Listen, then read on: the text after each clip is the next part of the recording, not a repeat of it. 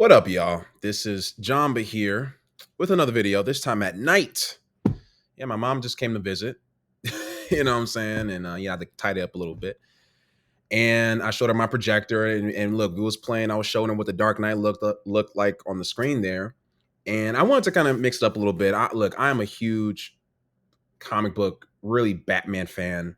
So I wanted to do a video on Batman. And really, I wanted to kind of touch on the latest well, I shouldn't well I guess he is latest incarnation of Batman on the big screen. That was Robert Pattinson, right? And I asked my mom, because so my mom was over, we was watching the Dark Knight. It was just watching like the first 15 minutes and just catching up and shit. um and I told her, I'm like, hey, do you remember us watching the Batman, the Robert Pattinson one that came out in I think that one came out in 2022, right? Like that March, I believe.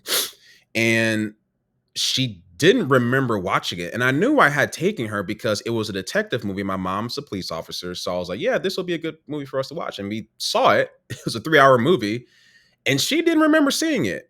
And I think it was because that movie is not very good, right? Now, this is not talking about that movie in particular, but more so about Robert Pattinson being the best Batman. Now, have I seen this video? Probably. I probably have seen this video at some point.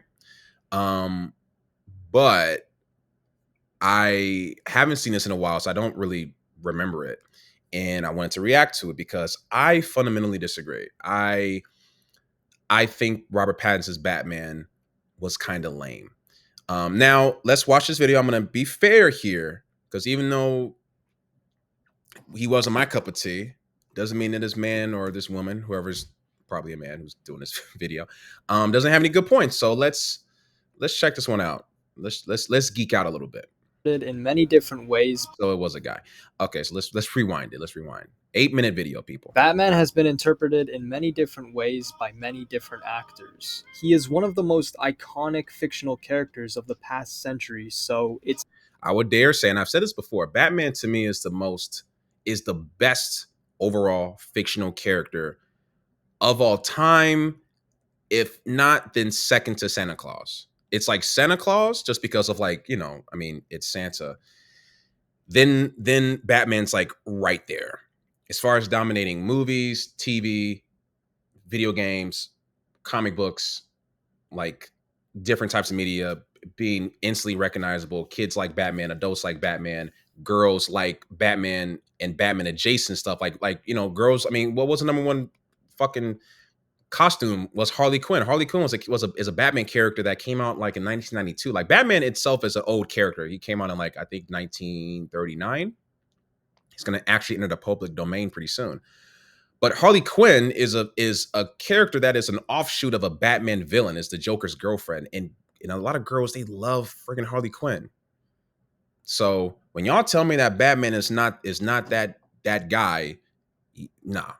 Again, best fictional character of all time, if not right up there with Santa Claus, easily.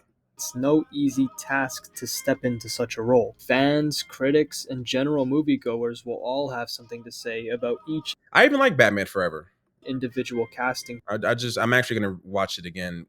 I like watching Batman movies on my projector.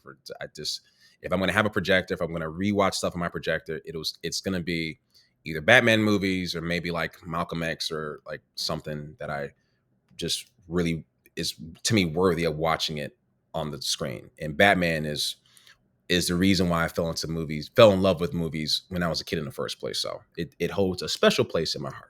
Choice for Batman. Some actors are met with praise and some actors are met with scrutiny. Robert Pattinson is the most recent talent to take up the mantle, and if I'm being honest with myself, I do think this is the best interpretation of the character so far. Yeah, it might be a bit of a hot take. Even I wasn't so sure about it at first, but as time... I think my problem with Robert Pattinson's version of Batman, while we're here, you know what?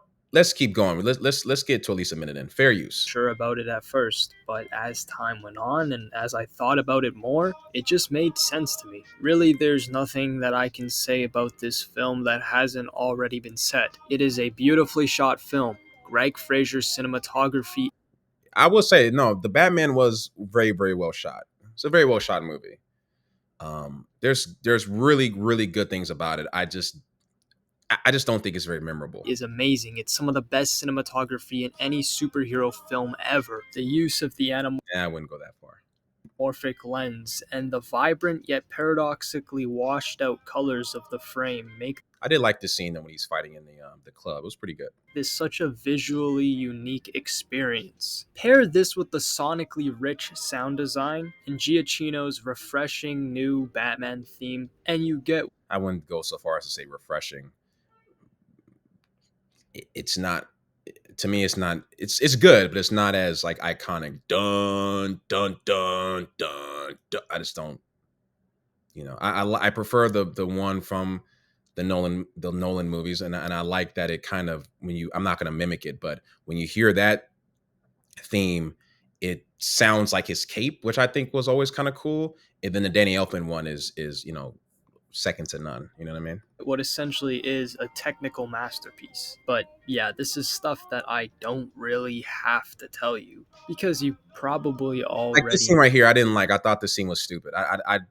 They're just firing and he's know just this. walking. And I am I don't. I thought that was a dumb scene. And I'm not. Let me not make this the Batman review because that movie's damn near 2 years old. But it's just stuff like that. I'm like, here to make the case for the narrative interpretation of this character and Robert Pattinson's performance, as they both go hand in hand. all right, let's get to the good stuff. Everyone is different. Oh, Some people like to start their year on a clean slate. Some people need resolutions to oh, keep white themselves girl. accountable. I think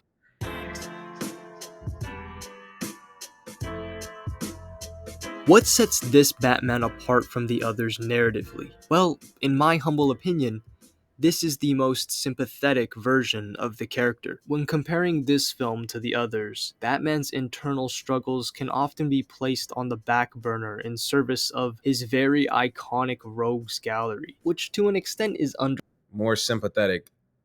Okay, let's continue. understandable. I disagree, but continue. I Why is mean, it if doing you that? were a filmmaker approaching this IP, the villains of the Batman ethos can be very intriguing. So intriguing that some of them have even gotten Why did he? Okay. their own films. This time It was highlighting that some of the iconic characters got their movies. Yeah, I was like, why is Catwoman? around, Batman's arc is prioritized. His character is front and center, and honestly, it's quite jarring because Matt Reeves approaches this character in a way that's different from any other live action adaptation. In this movie, Bruce Wayne is closed off from the world. He's rarely ever spotted in public. He is so emotionally and mentally damaged by this single incident in his life that it leads him to act in a very irrational way. That irrational thing being dressing up as a bat and beating up criminals. Of course, this is the general idea of Batman's story, but none of his movies have explored Bruce's mental turmoil in this way before. And there are films like Mask of the I guess my problem with how he was portrayed in the movie was just that it was so painfully obvious when you see Robert Pattinson that he's probably the Batman because he talks the same in costume versus when he was out of costume. People like to shit on Bale because he had his voice and shit, and then when he was out of costume, he was just just Playboy Bruce Wayne, and he didn't have his voice.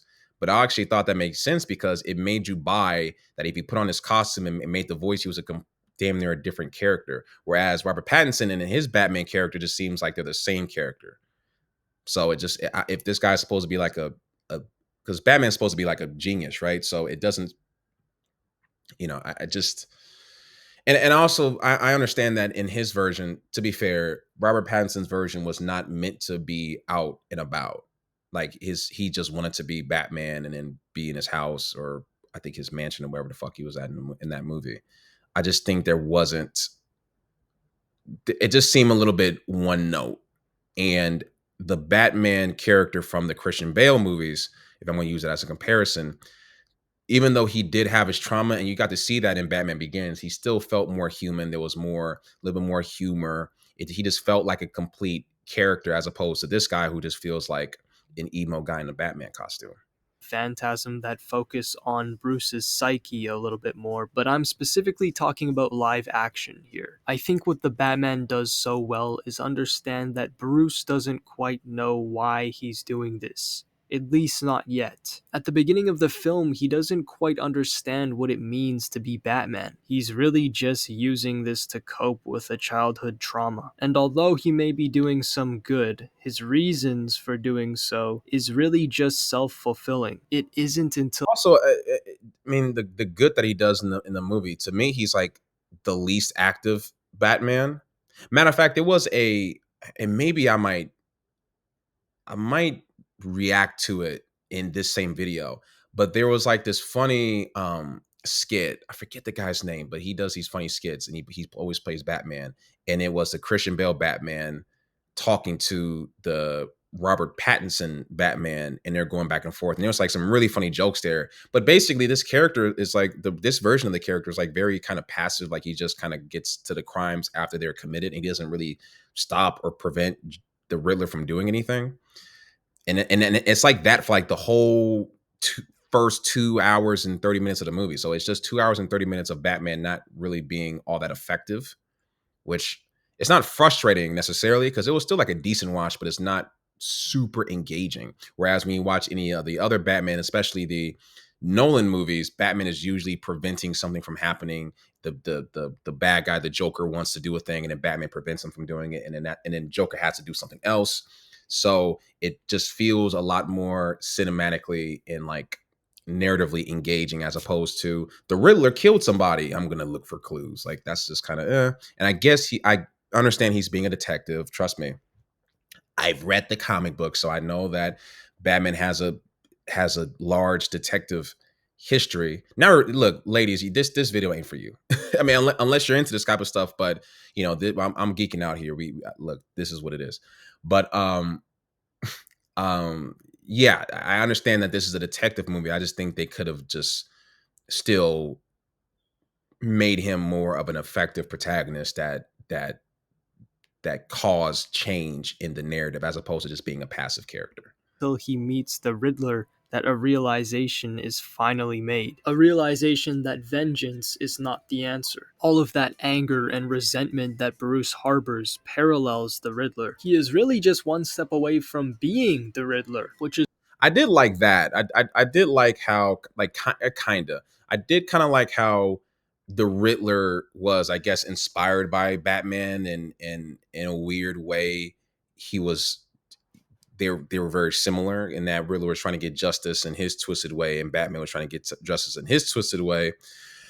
The only difference is that the Batman doesn't kill and the Riddler does, I guess, right? That was kind of cool. I would say that was a fun element, but something like that was already kind of done in the Dark Knight, where early in the movie, the other Bat like follower characters, like in hockey pads, like those guys, they were, inspired by Batman as well. But the difference is that this movie just kind of like use that same similar element of people being influenced by Batman. So, which they're allowed to do because this is they've done something like this in the comics because Batman always comes up, and then the villains are always kind of like Batman is a catalyst for the villains in like becoming more crazy, which I think is a cool concept, and they kind of do something like this in this movie. So, look, this movie wasn't all bad. I just wasn't the biggest fan of it.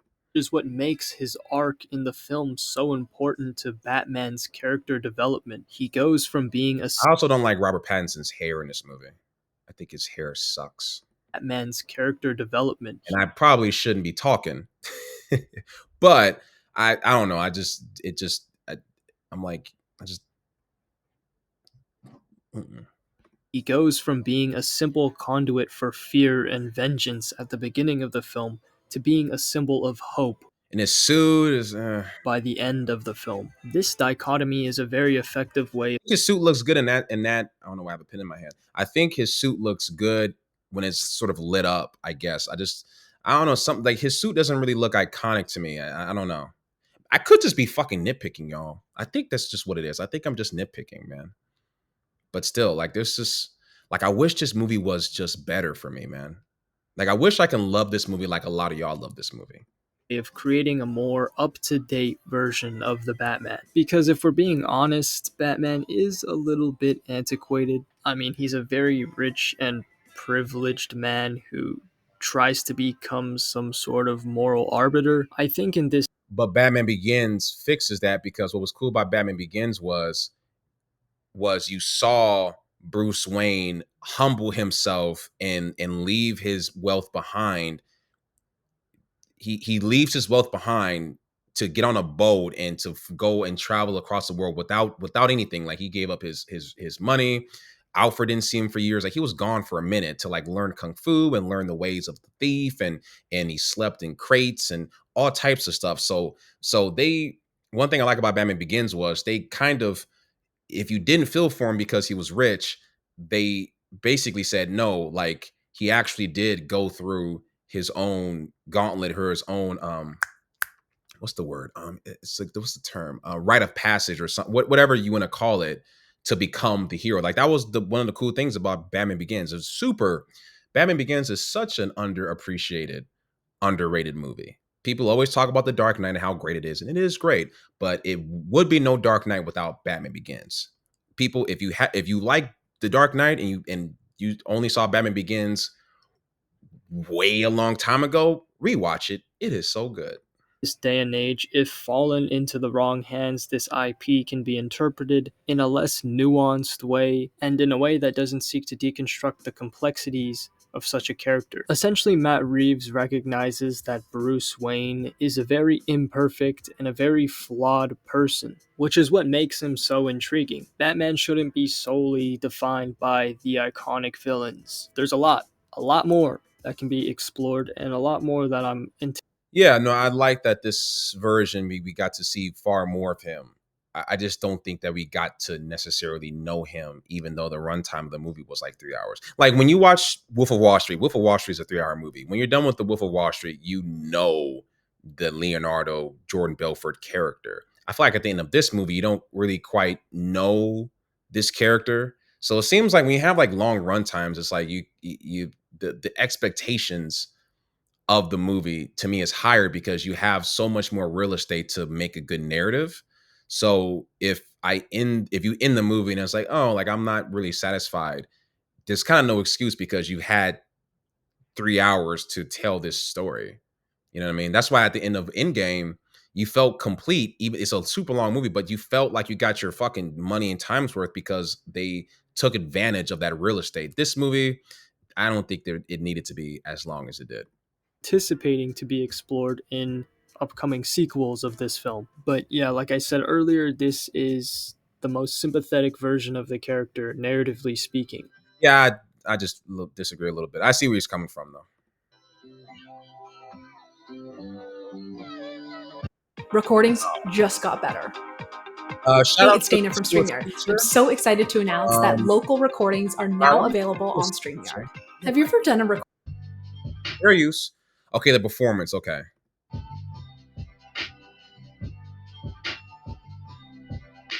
I never doubted Robert. He's proven himself many times to be a very talented actor. When I first watched this movie, I was immediately blown away by his performance, but maybe I hesitated to call him the best. But you know what? It's been a fair bit of time now since the film's release. I think the best overall performance wise. Oh shit! It's not Robert Pattinson at all. It's either Ben, Keaton, or Bale. And it but the problem with Ben is that Ben has been in too many bad movies. But his performances in the first Batman versus Superman was really good. He just didn't have the best script, so I can't fault him for that. But the performance was really good in my opinion, and also he looks the part. The problem with Robert Pattinson, there's a number of problems, just a couple, but just in the way that And I he think it's safe to say hold on, he is the one. He is truly just in the way that he looks in the movie. I know he's shirtless there, and I'm not trying to body shame the man. People have talked about this, but I think you got to put in effort in other areas. It's not just a performance. I mean, say what you will about The Rock. The Rock puts his body through the ringer, and I know he's probably on some stuff, but he makes sure that he looks the part. And I think that Robert Pattinson really missed that, because when I see him, I don't really see a guy. I don't see anything. He doesn't seem like an intimidating guy. At least even Bale, when he first did Batman and Batman Begins, there's a shot of him like training, and he looks yoked, right? And Bale is kind of like a shapeshifter anyway. Like he goes from fat to skinny to ripped. You know, he's I think that's going to do some damage to him in the long run. But and Ben, Ben was yoked in Batman v Superman, and he was doing like the weighted pull-ups and the squats and all that. And I know that this is a different take, and I'm not saying he has to be, like super jacked, but I think there was a physical component that when I look at Robert Pattinson in this version, I personally just don't really believe.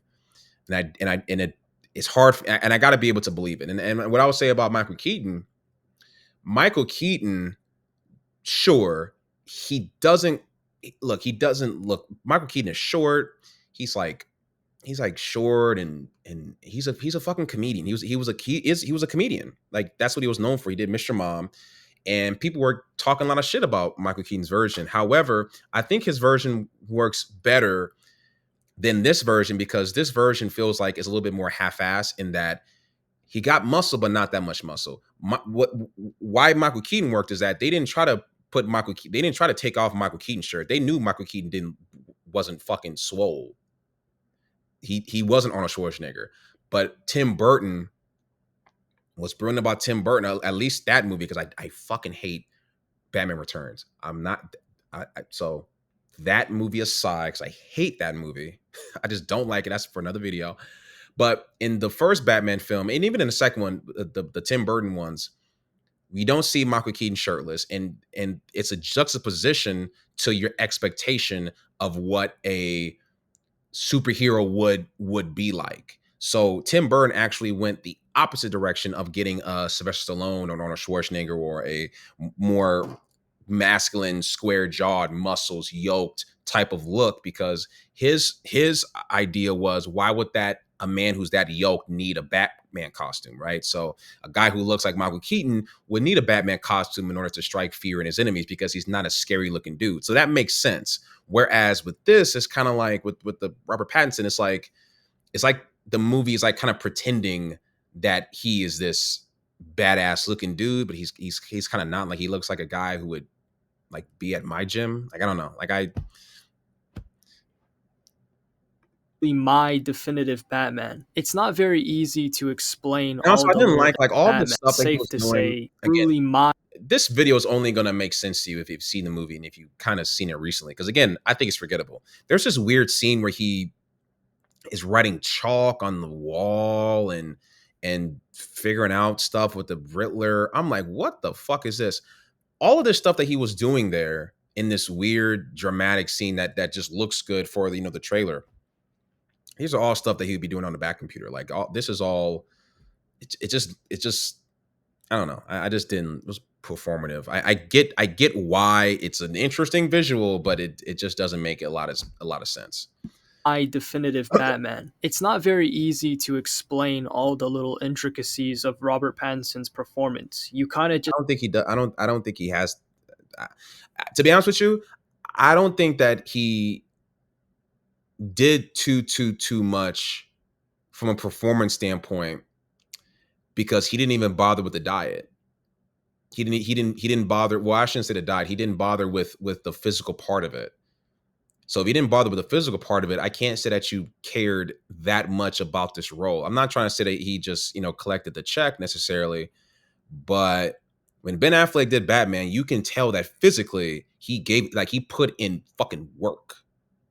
You can tell. Now, he did Justice League, and he was a little chunkier in Justice League because of the reshoots and blah, blah, blah, blah. But when Ben Affleck, you can tell between Ben Affleck getting a role and Robert Pattinson getting the role, you can tell between the two of them who took the role more seriously just by how they look.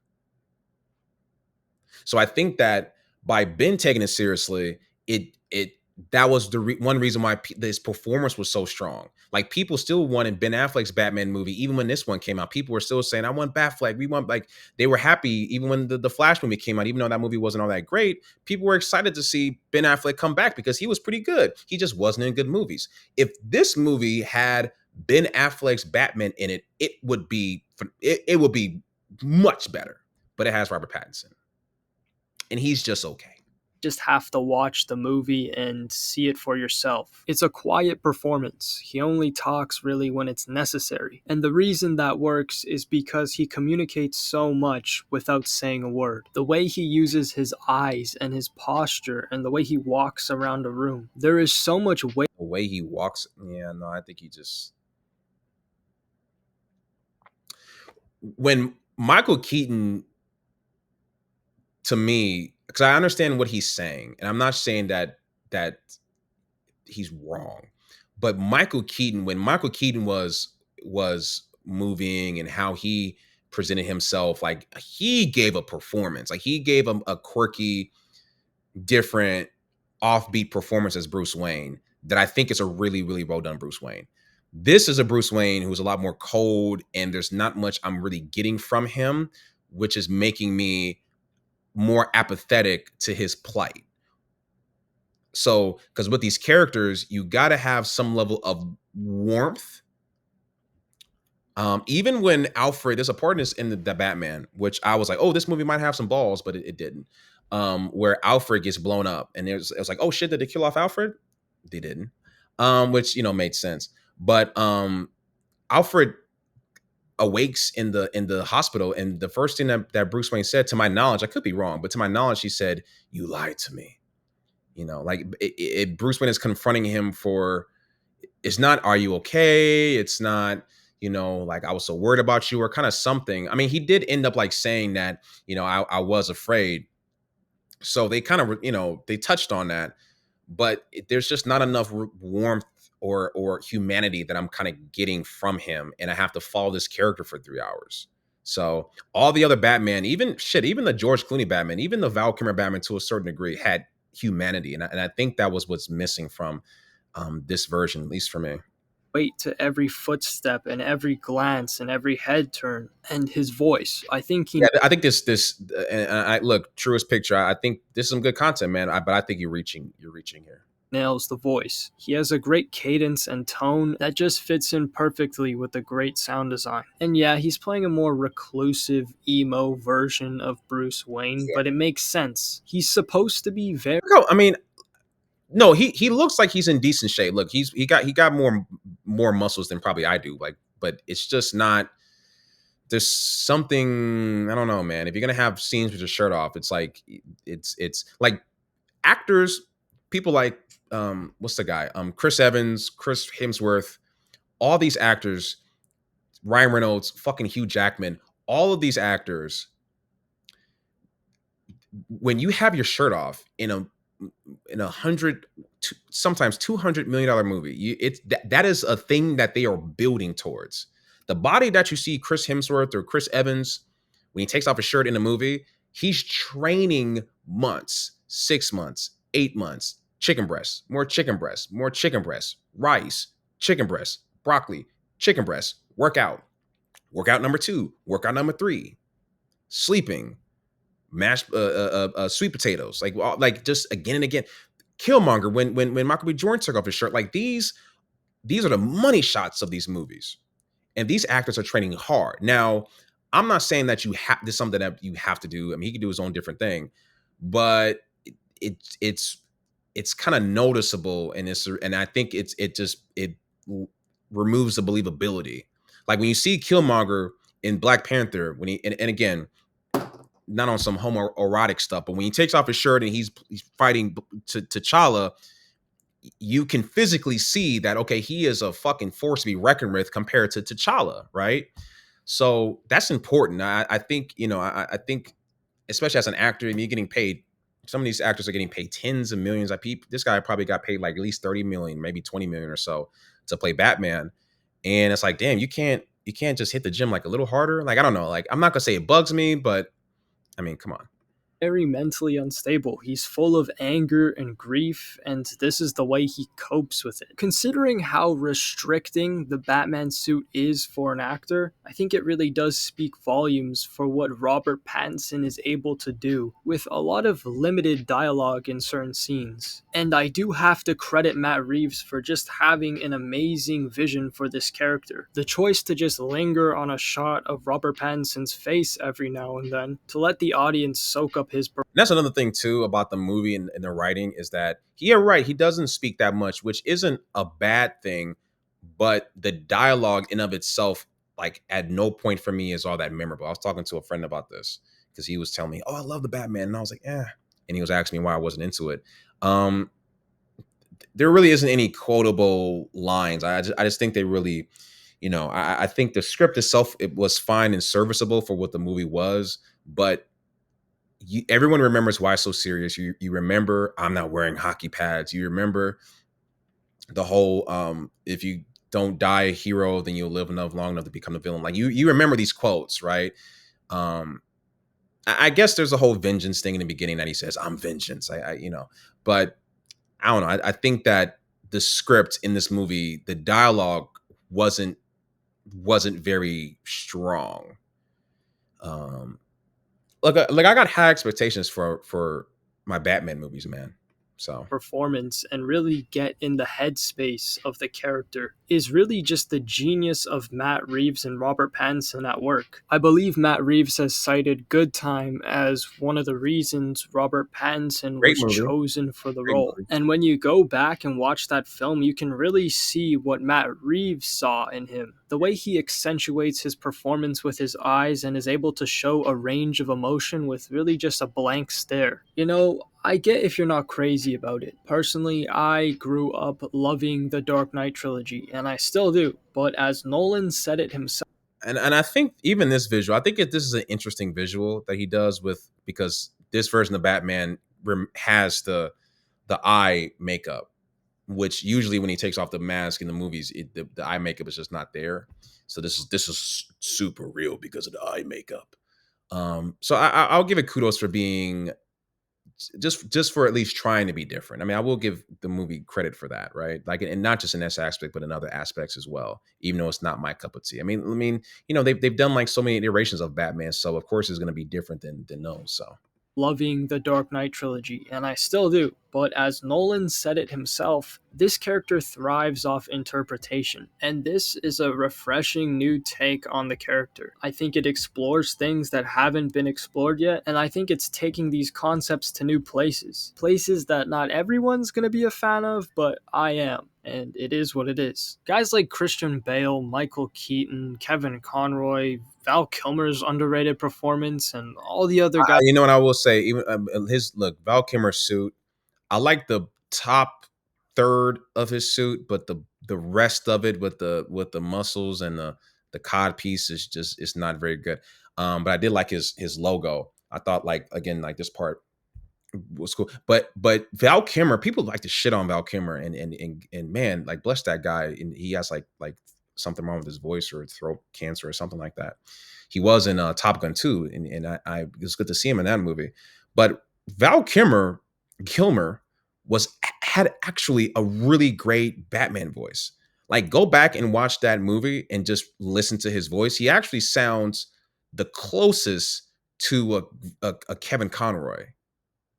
Like if you listen to his voice, he sounds, I'm telling you, people is like, wait, what? He sounds the closest to a Kevin Conroy. Like because Val Kilmer is a great voice actor. Like he did classic fucking biblical movie, A Prince of Egypt. He did the Prince of Egypt, and he was the voice of Moses, I believe. So the guy can act, he can sing, he had a great voice. Not a great movie. Batman Forever, I think it's fun. I actually find it a little bit more entertaining than the Batman overall. Obviously, it's not good of a movie, but he wasn't a bad pick for Batman, and it sucks that he didn't get to do Batman and Robin. But apparently, Val Kilmer and Joel Schumacher, the director, did not get along, so they had to get George Clooney. guys who've played Batman, they have a special place in my heart. I have respect for them. But Robert Pattinson is what I've been wanting. Like, this performance, this interpretation is what I've been wanting. And I'm starting to sound a little bit redundant now, but it's just my Oh opinion. man, You don't have hey man, I respect your opinion, truest picture. to agree with me. You can like whatever other actor has played Batman. I totally understand it. Even like the relationship between him and Alfred, I think was soft. Long movie. Alfred's only in like maybe 2 or 3 scenes in this movie. You know, and I think that that relationship is just so important, and they just don't really do. I mean, Alfred has like a secret, so I guess that's kind of sort of new. But then Alfred had a secret in Dark Knight Rises, and you were a lot more invested at that point because that was the third movie, and the ending of the movie kind of hinged on that secret that, or one of the things about the end of the movie was a secret that Alfred, remember, if you've seen The Dark Knight, Alfred burns the letter that Rachel, who dies in the movie, was going to give to Bruce, you know, basically saying that I'm going to be with Harvey. So you had that tension in the third movie. So I don't know, like I just think that this a lot of the stuff in this movie were decent, but not super strong. In my opinion, that, like, not some I want to go back to. Like, even when I was watching The Dark Knight, like, it's like Alfred, not Alfred. I call him Alfred. Michael Caine is so good, and Christian Bale are so good, and you like seeing that dynamic, and even seeing Jeremy Irons in the Batman versus Superman, like, he was pretty good. Like, he's really good, and Ben Affleck, they have like a good, like, that dynamic is like one of the heart and soul of the Batman character. Even in the Tim Burton, and seeing Michael Goff or Go. I know how to spell his name, but not how to say his name. But the older fellow who played Alfred in those movies, and Michael Keaton, is like, and that's a cool dynamic. And in this movie, it's he kind of seems like an uncle. Who's the guy who plays who's the guy who plays Alfred in this movie? Andy Serkis. And I thought he was a good pick initially, but he just doesn't really do, like, he's probably the one of the worst Alfreds, and not worse as in he was bad, but worse as in he doesn't really do a whole lot besides open a package and gets blown up. And I understand if you're not crazy about this one. I'm honestly just happy DC's giving me something to look forward to. But yeah, Wow, thanks so for long hearing me video. out. Let me know what you're thinking God, in the dog. comments Oh man. because I'm curious. Where does Yeah. I didn't realize how long I was talking about this shit. Okay, so yeah, those are basically my reasons why Robert Pattinson wasn't my favorite Batman. Thought he was decent. He's nowhere near. He's like number 4. He's if you're gonna count Kevin Conroy, he's number 5. I think that it's Ben,